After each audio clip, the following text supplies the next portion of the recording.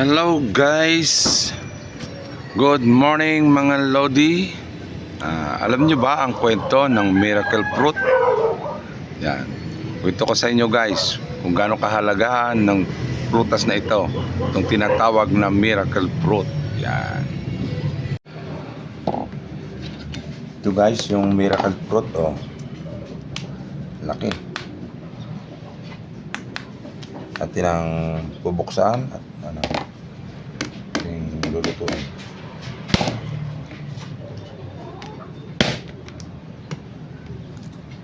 Medyo matigas.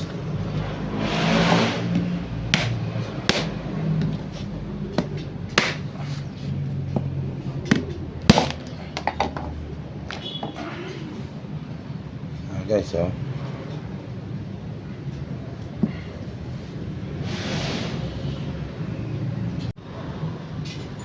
Ayan guys, medyo ano siya, hindi ko may gets ang amoy, pero ano siya guys, ayon sa kwento ng mga matatanda ay nakakapagpagaling ng kahit anong sakit. Kaya ating tatanggalin dito, kakayurin at ilalaga. Yung pinaglagaan, yun yung iinumin. Yan, miracle fruit. Ayan guys, oh.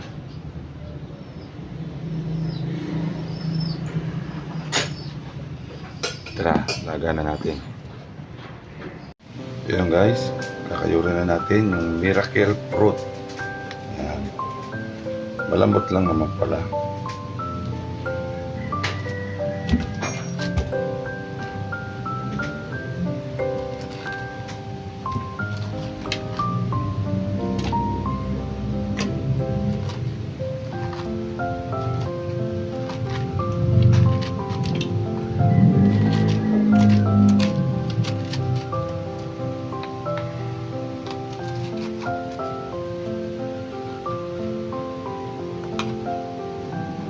Guys, may isa.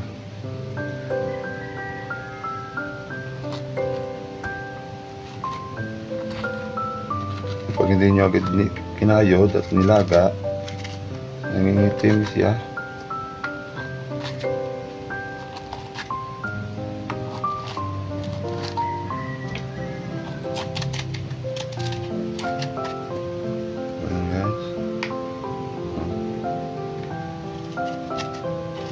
Malamot lang naman kayo rin, para ka lang nagkakait ng buko juice.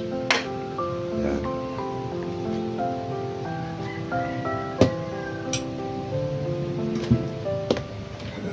Lagyan natin ang lagyan natin mga tatlong basong tubig.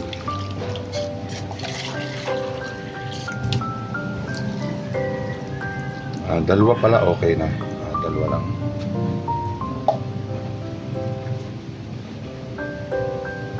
Tara, pakuloy na natin. Ayan, sasalain na po natin. Ayan.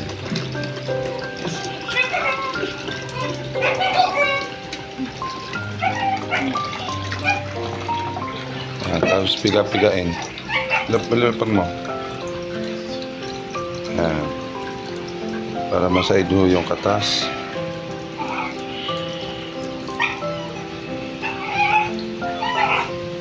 Ayan guys, tikman natin. Ayan guys, tikman natin. Kanina mainit pa eh, medyo maligam-gam na guys ngayon. Tara, tikman natin.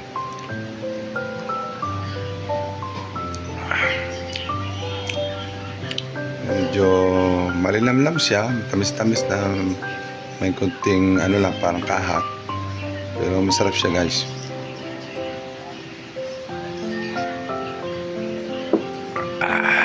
Alright, yan guys ay gamot sa mga diabetes, sa cancer, at sa kung ano-ano pa.